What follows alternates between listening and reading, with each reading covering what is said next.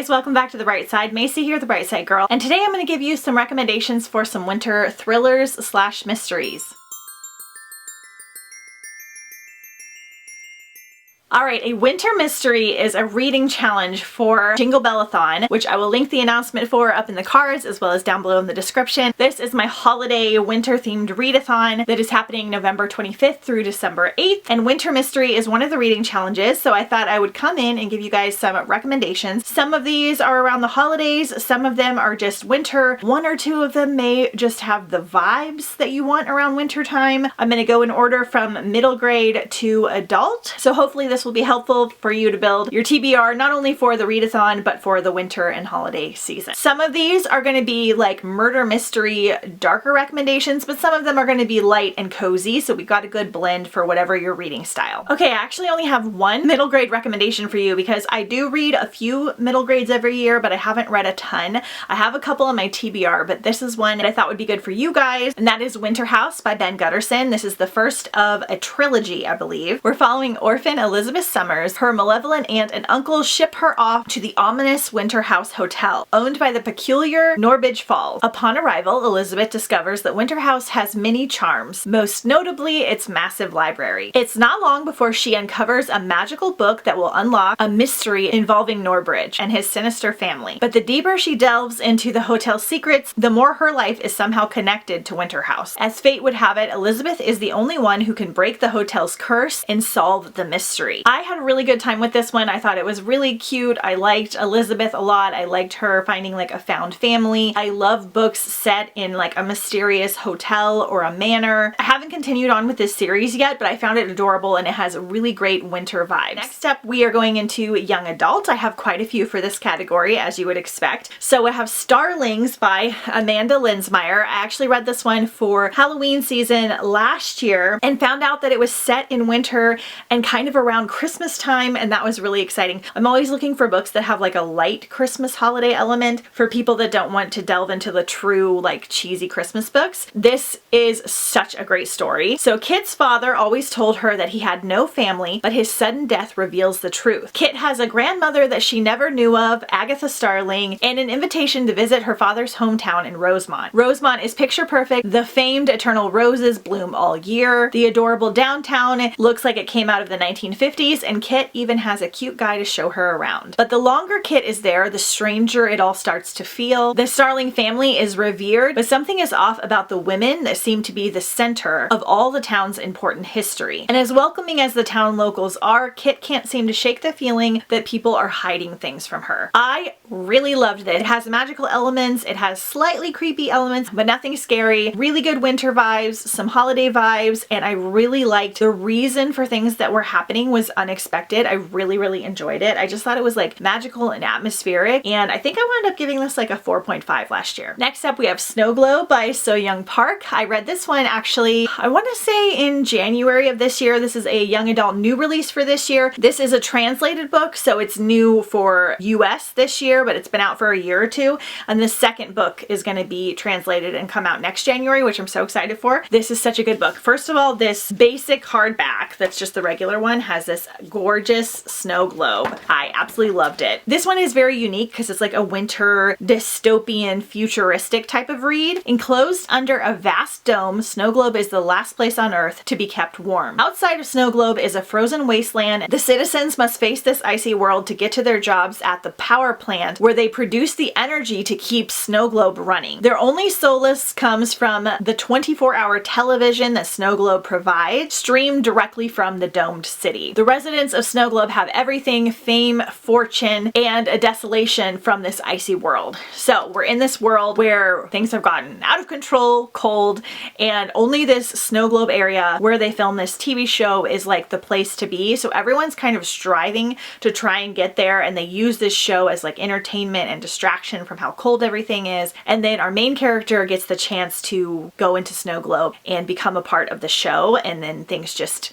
take off from there. There is an awesome mystery in here because you're kind of uncovering why things are the way they are, things that are happening. There are so many twists and turns. It is so good. There's a tiny romance in here. It is just really, really well written. Even with the translation, which I feel like sometimes can get a little bit off, I didn't feel like that affected this one at all. It is just such an interesting and fun read and such a different kind of read for this time of year. Winterwood by Shea Earnshaw. This is one of my favorite books. I don't talk about it enough. It is so good for fall and winter. Winter especially. It has witchy vibes. Be careful of the dark woods, especially those surrounding Fir Haven. Some say these woods are magical or even cursed. Rumored to be a witch, only Nora Walker knows the truth. She and the women before her have shared a special connection with the woods, and its special connection leads Nora to Oliver Huntsman, the same boy who disappeared from the camp of wayward boys weeks ago. In the middle of the worst snowstorm ever, he should be dead, but he is alive and left in the woods with no memory of how he went missing. Basically, we're following Nora and Oliver, and we're trying to uncover what exactly happened to him at this camp and how he wound up in the woods. I loved this book because she also has a book in the book that is a spell book from her family, and we have these different spells every so often, and even like some recipes, spell book of moonlight and forest medicine, and I just thought this was so interesting. It was so magical, enchanting, a little bit cozy, definitely mysterious, definitely a little bit on the dark side, but has amazing winter atmosphere. Next, we have The Forest Grimm by Catherine Purdy. This one I read recently for Retoldathon, and I completely fell in love with this one. I don't feel like this has super heavy like winter elements and vibes, but it feels like the kind of fantasy that you want to read in the wintertime, and they are in the woods. I do think they're a little cold, but I wanted to put it in here because it's just such an interesting book. It doesn't have like thriller elements as well, so it'll give you a good option. Once upon a time, the villagers whispered their desires to the Book of Fortune, and its pages would reveal how to obtain them. All was well until someone used the book for evil. Afterward, the branches of the Forest Grimm snatched the book away, and the village started to wither. The villagers tried to make amends with the forest, but every time someone crossed its borders, they disappeared. Despite the warning from her fortune-telling grandmother, Clara embarks on the journey into the deadly forest to procure the Book of Fortune, to reverse the curse and save her mother and hopefully the village. So what I loved about this one is that it ties in a bunch of our favorite like Grimm fairy tales. So while she is like in the woods trying to find this book, she's uncovering like versions of like Cinderella and Sleeping Beauty and different things that have happened, and you're not really sure why this is happening or why they are there or what's going on. And it just has a really amazing fairy tale vibe, but ties like all of the fairy tales together, Red Riding Hood, like all of that kind of stuff in one book. And it was so magical and beautifully written, really, really fun. This definitely feels a little bit on the younger YA side. Our main character's a little bit naive, but I thought it was just beautifully written. I love it. There's a second one coming out in January that I'm really excited for. So if you want like a magical, cozy, fairy tale type of vibe, this is such a good one. Next, we have 5 Total Strangers by Natalie D. Richards. This one's going more the thriller murder mystery route. When Mira flies home to spend Christmas with her mother in Pittsburgh, a record-breaking blizzard results in a canceled layover. Desperate to get to her grief-ridden mother in the wake of a family death, Mira hitches a ride with a group of friendly college kids who were on her initial flight. As the drive progresses and weather conditions become more treacherous, Mira realizes that the 4 other passengers she's stuck in the car with don't actually know each other. Soon they're dealing with heavy snowfall and ice-slick roads, and the fact that somebody will make sure their trip ends in nothing but a deadly disaster. So we've got like a fast-paced thriller. You're kind of uncovering what's going on with these other passengers. Somebody is kind of like chasing them and trying to hunt them down. Things feel very ominous. The winter atmosphere is incredible. This one did not feel scary to me at all, but it was just like really fast-paced and exciting. I especially liked it on audiobook. I personally am super picky with thrillers because I don't like when they delve too much into the backstories of the characters and leave like the present story that's happening. And this one felt very much like in the moment with events happening, and it had a really good pacing to it. So I really enjoyed this one. Next is Winter Song by S.J. Jones, one of my favorite books of all time. I do own a copy, but it's somewhere behind all of this mess. This is a retelling of The Goblin King. It's the last night of the year. Now the days of winter begin, and the Goblin King rides abroad searching for his bride. All her life, Liesel has heard tales of the beautiful and dangerous Goblin King. They've enraptured her mind and spirit and inspired her musical composition. Now 18 and helping to run her family's inn, Liesel can't help but feel that her musical dreams and childhood fantasies are slipping away. But when her own sister is taken by the Goblin King, Liesel has no choice but but to journey to the underground to save her. This very much reads like a fever dream. It is extremely whimsical, at times a little bit confusing, but with purpose, very magical, a little bit of spice, like more spice than I would expect in a YA book, but this is one where I really enjoyed it. I really thought that it was like well done and fit the story really well. It was so incredibly magical and enchanting. I will say I did not love the narrator for this one. I physically read it the first time and then I did the audio. I didn't love the narrator, and I had a friend read it that didn't like it as much as me, and I feel like the narrator played a part. She's not bad, but she just didn't capture it fully the way I felt like it needed to be captured. This is part of a duology, but this first one ends pretty well. I didn't love the second book as much, but this one was like a 5-star. It was like my top favorite read of like 2020. There's a lot of things to uncover as well, so it has those kind of mystery elements, and I can't recommend it enough. And lastly, we're going to talk about some adult books. All right, I think this is the only one that I physically own, and that is One by One by Ruth Ware. I read this one in January, I think, and this was my first Ruth Ware, and I found out that I think she is a thriller author for me. Again, we don't dive too heavy into the backstory on the characters. It's not too dark and depressing in the ways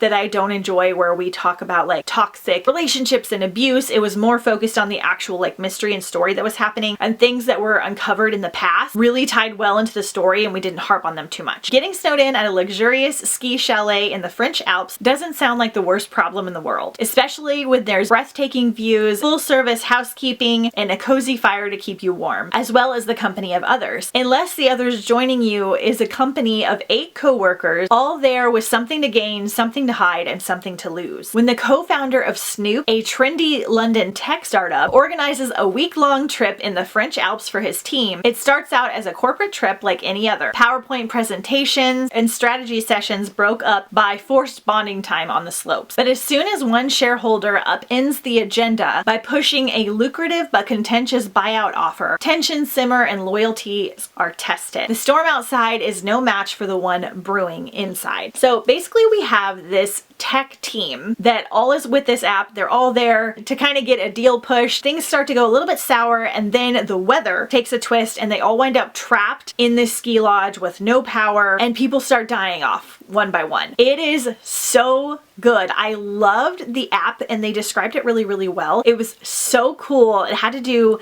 with music and being able to know what other people are listening to, like celebrities and things. It was just so well thought out that I felt like it should exist. And the atmosphere in here was absolutely incredible. Such great winter ski chalet vibes. The way the twists and turns were happening were fabulous. This one, of course, is a little bit of a darker read because we've got that murder mystery aspect, but this is one that I really, really enjoyed. Next, we have Rock, Paper, Scissors by Alice Feeney. I'm so torn because I thought Alice Feeney was going to be the thriller author for me, because I absolutely loved this one. It was the first one I read from her, and one of the first thrillers that I had read, and I just gobbled it up. But I did not like the next 3 of hers, and then I liked the one after that, so she's kind of hit or miss, but I thought this one was fabulous. It's ridiculous and over the top. Think you know the person you married? Think again. Things have been wrong with Mr. and Mrs. Wright for a long time. When Adam and Amelia win a weekend getaway to Scotland, it might just be what their marriage needs. Self-confessed workaholic and screenwriter Adam has lived with face blindness his whole life. He can't recognize friends or family or even his wife. Every anniversary, the couple exchange traditional gifts, paper, cotton, tin, and each year Adam's wife writes him a letter that she never lets him read until now. They both know that this weekend will make or break their marriage, but they didn't randomly win this trip. One of them is lying, and somebody doesn't want them to live happily ever after. Oh, you guys, this is such a good one. I thought it was done so well. So we're in this like cozy kind of church chapel in Scotland in the winter time. We're going back and forth between the wife's letters and then the present day of what's happening, and it all kind of like ties in together. It's such a good mystery to unsolve. I loved it so much. There were several twists in here. Like I thought I hit one twist and then there'd be another twist, and it gets kind of wild at the end, but that's kind of what I want in a thriller. The narrator for these is incredible. I believe it was Adam West and Stephanie Rainsine, and they were so good. I think I listened to this in one day while I was putting Christmas away a couple years ago. Absolutely loved it, gobbled it right up, and I can't recommend it enough. Okay, I messed up my display because I wanted to take this book, and that is The Santa Suit by Mary Kay Andrews. So if you want more of like a cozy Christmassy mystery, this is such a good one. It was so precious. I read this one during last year, and I loved it so much more than I expected. When newly divorced Ivy Perkins buys an old farmhouse sight unseen, she is looking to change her life. The farmhouse, called the Four Roses, is a labor of love, but Ivy didn't bargain for how much labor it entails. The previous owners left so much furniture and junk that it's a full-time job sorting through everything. At the top of the closet, Ivy finds an old Santa suit, beautifully decorated and decades old, and in the pocket she finds an old note written in childish hand. It's from a little girl who had one wish for her father to return home from war. This sets Ivy off on a mission. Who wrote the note? Did the man ever come home? And what other mysteries does this house hold? So you're following her around as she's getting to know like her neighbors and the town and uncover things from this house and try to solve the mystery of this note. It is so freaking precious, holiday themed, just heartwarming. There's a cute little romance in here. She's trying to build up this old farmhouse. You've got all of those cozy vibes. Like, it's such a short, quick read, and I just love it so much. It's perfect for this time of year. Next is The Family Game by Catherine Steadman. I read this one in January last year as kind of like a leftover holiday read. This was my first one by Catherine Steadman, who I think is an actress in Downton Abbey. She also narrates her own audiobooks, and she did an amazing job. I loved the audio for this one so much. It's like a new tradition for me to listen to like a wintry, Christmassy thriller while I put Christmas away now. I'll have to find a new one for next year, so let me know any of your recommendations down below. A rich, eccentric family, a time-honored tradition, or a lethal game of survival. Harry is a novelist on the brink of stardom. Edward, her husband-to-be, is seemingly perfect. In love and freshly engaged, their bliss is interrupted by the re-emergence of the Hallbeck, Edward's eminent family and the embodiment of old money. For years, they have dominated headlines and pulled society strings, and Edward left them all behind to forge his own path. But there are eyes and ears everywhere, and it was only a matter of time before they were pulled back in. After all, even though Edward has severed ties with his family, he is still set to inherit it all. Harriet is drawn to the glamour and the sophistication of the Hallbecks, who seem to welcome her with open arms. But everything changes when she meets Robert, the inescapably magnetic head of the family. At their first meeting, Robert slips Harriet a cassette tape, revealing a shocking confession, which sets an inevitable game into motion. So we've got a really cool mystery to unsolve in here. This one is set around the holidays. They are actually going to meet the family for the first time around the holidays. And another element that is very cool and very messed up in this book is this family has a game. I believe it's centered around Krampus, and they have like a scavenger hunt type thing that they throw her into, but it's like very scary, and you don't know if things are like real or magical or just messed up. So you've got this game element, which is very cool, plus this mystery with the cassette tape and the whole family set in winter and Christmas time. The reasons for things and the ending is ridiculous and wild and unrealistic, and I loved it. So fun. The audiobook was great. We get the cassette tapes are done in like a certain way in the audiobook especially, and I just really enjoyed this one. It's very fun, very over the top, so if you like those kind of fast-paced, kind of silly thrillers, this is such a good one. Next, I have a little novella to share with you, and that is The Christmas Guest by Peter Swanson. This is an extremely short Christmassy novella. An American art student in London is invited to join a classmate for the holidays at Starwood Hall, her family Costwald's manor house. But behind the holly and pine boughs, secrets are about to unravel, revealing the seemingly charming English village's grim history. I don't want to tell you too much more because it's such a short book. I feel like you should somewhat go in blind, but we have these college friends and she goes home to their English house to celebrate the holidays with them. There's a very charming brother, very sweet family. I believe they're kind of newer friends, and so she's kind of got to get used to the family and just spending the holidays there. And then there's some like little mysteries and things that start to uncover about this house and the town's kind of dark history. I didn't fully love the ending of this, but the journey overall was really well done. It does get darker. There is like a murder mystery that you're uncovering. I thought it was just such an atmospheric kind of suck you in type of book that even though I didn't fully love the ending, I just felt like it was such a good one for this time of year, especially if you like a darker read. The audio was done like really good once again, and it was also very festive. Lastly, for the adult category, I'm going to leave you with one more cozy mystery, and that is The Christmas Caramel Murder by Joanne Fluke. This is number 20 in a series. However, this is one of the few series that I feel like you could probably read out of order with no problem. One, I'm not going to read like 20 books to get to this, and they're all kind of a similar style even though the character does kind of progress throughout the book. This is a really quick, short, cozy murder mystery. This one's a little bit more on the sweet side, cute side, cozy side rather than the dark side. The holidays have arrived, and Hannah and her good friend Lisa have agreed to provide all the goodies for the town's annual production of A Christmas Carol. But before anyone can say bah humbug, a Santa-sized sack full of trouble ensues. Like the fact that Lisa's husband will be playing Mr. Claus to his ex-girlfriend and Phyllis Bates, Mrs. Claus, or that before the curtains even go up, Phyllis is found dead in the snow, wearing a costume that the real Mrs. Claus would put on the naughty list. Soon after, the suspects pile up faster than the snowdrifts in the blizzard, while a merry murderer remains on the loose.